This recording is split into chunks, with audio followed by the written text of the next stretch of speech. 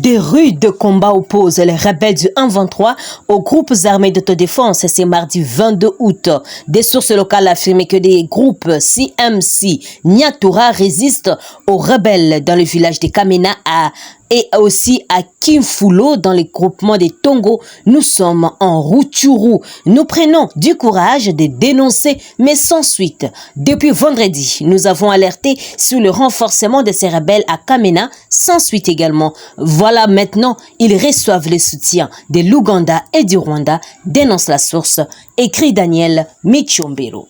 Merci pour votre fidélité, chers téléspectateurs d'Afro Info 243. Liège, en Belgique, il n'y a pas que le Rwanda qui soutient le 1-23. L'universitaire affirme que il y a aussi l'appui de l'Ouganda, puisque dès le départ, et c'est par le poste de Bunagana, village du territoire de Rutshuru, situé à la frontière avec l'Ouganda, que l'offensive du 1-23 a commencé. Et Bunagana est à la frontière avec l'Ouganda.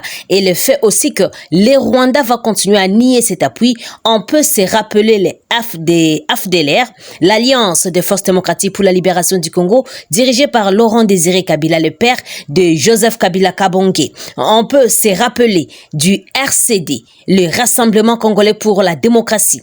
À chaque fois, au départ de Rwanda, ni son implication, malgré les évidences qui ont été démontrées à plusieurs reprises. Et après une année d'enquête, les groupes de l'ONU a dit détenir de preuves des experts supplémentaires confirmant l'implication de l'armée rwandaise dans la province congolaise du Nord Kivu en soutien au 1-23. Par exemple, à Kiwanja, une ville prise par le 1-23 le 29 octobre 2022, une vidéo datant du 15 novembre montre une colonne de 25 soldats identifiés comme appartenant à l'armée rwandaise. À Mushaki, dans le territoire de Masisi, un ordinateur portable contenant des notes en anglais et en Kinyarwanda aurait également été retrouvé avec des informations sur l'équipement militaire qui semble appartenir à l'armée rwandaise.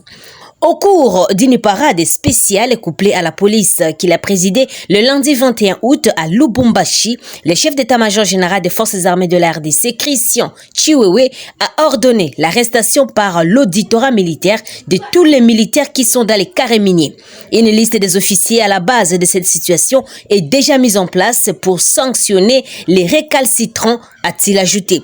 Et qu'est-ce que vous cherchez dans les mines?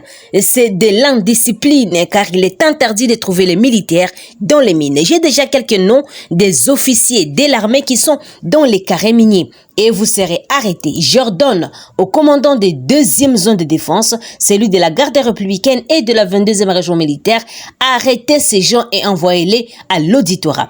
Qu'ils soient de la garde républicaine, de forces terrestres, arrêtez-les, a déclaré le lieutenant général Christian Chiwewe dans les deux propos rapportés par journaliste sur Twitter, journaliste patient Lukusa. L'armée, l'année passée par exemple, à la même période, le gouvernement national avait interdit la présence militaire ou policiers dans les carrières d'exploitation artisanale. Une décision motivée par les abus constatés sur place par les vice-ministres de l'Intérieur, de la Sécurité et des Affaires coutumières de l'époque Jean-Paul Molipo lors d'une mission d'itinérance qu'ils effectuaient dans les Grands Katanga, note Info Direct.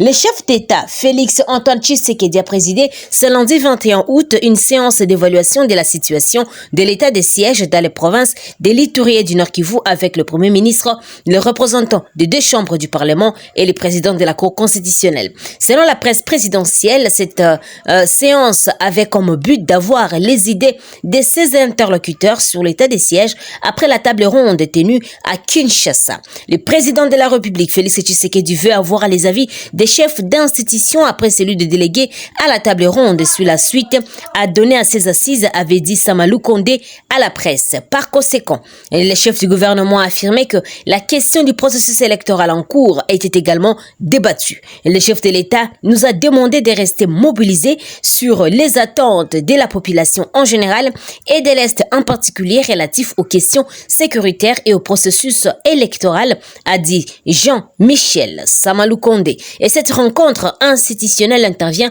une semaine après la clôture des travaux sur l'évaluation de la table ronde à Kinshasa. Le marché de Matadi Kibala, situé vers les camps PEM dans la commune de Mongafula, est en feu. Cet incendie d'origine inconnue a commencé dans la nuit du lundi 21 août à partir de 23 heures. D'après certains témoins sur place, un court-circuit serait la base de ces désastres et la Société nationale d'électricité a arrêté avec alimentation de l'énergie afin d'éviter d'autres désastres. Aucune perte en vie humaine n'a été signalée jusque-là et toutefois plusieurs dégâts matériels sont à déplorer. Les jeunes encore éveillés sont en train de tenter d'éteindre le feu avec le moyen de bord en attendant l'arrivée des camions anti-incendie. Et cette information a été confirmée par nos confrères de la dépêche.cd. Et pour rappel, un autre incendie avait eu lieu au même endroit le mercredi 2 février 2022, occasionnant un décès de 26 personnes. Cette fois-là, l'incendie était dû à la coupure des câbles électriques à haute tension suite à un coup de foudre. Après ces drames, le président de la République avait demandé une délocalisation de ces marchés et on se demande comment ces décisions tardaient d'exécution. Note Média Congo. Autre nouvelle, informé de la situation d'incendie qui ravageait les marchés implantés au CAPEM et sur instruction de Gentilin Ngobila, le gouverneur de la ville, le ministre provincial de l'Intérieur a effectué les déplacements à 0h20 pour s'assurer qu'il n'y avait aucune perte en vie humaine et instruire le bourgmestre de recenser les différents commerçants sinistrés en vue d'un remplacement en toute sécurité. Note Stani Chiamala. Autre chose, des hommes armés non autrement identifiés ont attaqué le lundi 21 août la position des forces armées de la RDC à Moussekera, territoire de Djougou dans la province de l'Ituri, faisant un passage de 6 morts dont 2 militaires. Des sources sécuritaires locales renseignent que ces assaillants ont réussi à apporter des armes et des munitions avant de piller les biens de la population de ces villages. Et ces sources renchérissent que cette attaque a été menée par un commando avec une dizaine d'éléments armés. Et d'autres sources de la région indiquent que cette attaque est l'œuvre des miliciens de la Codeco en provenance du village de Linga et Lodjo pour se ravitailler en armes et munitions. L'administrateur du territoire de Djougou, le colonel Mapela Vinyama, confirme le décès de 2 militaires de la force navale, 3 de leurs épouses et un enfant de 4 ans. Et cet officier militaire a ainsi invité les miliciens des groupes Zaïre ou des Codeco et qui se livrent encore aux attaques contre l'armée et la paisible population à respecter leurs actes d'engagement pour la paix signés à Aro. Et cette attaque a occasionné le déplacement de certaines familles vers des zones jugées plus sécurisées, notamment à Tchomia, au bord du lac Albert. Note politico.cd. Terminons par cette nouvelle. La coalition militaire, forces armées de la RDC UPDF, a neutralisé un rebelle ADF lors d'une embuscade tendue le lundi 21 août dans la vallée de Moualika, dans les territoires de Beni, province du Nord Kivu. L'information a été confirmée par le colonel Mac Azukai, qui est le porte-parole des opérations conjointes de l'armée congolaise et ougandaise dans cette zone. En dehors de ces rebelles tués, ces forces réussissent à récupérer 2 armes AK-47, un PKM et 5 Motorola.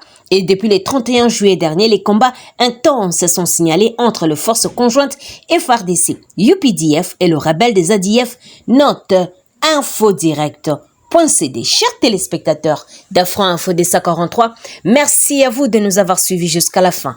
N'oubliez pas de vous abonner, d'aimer la page, mais aussi de nous laisser un commentaire.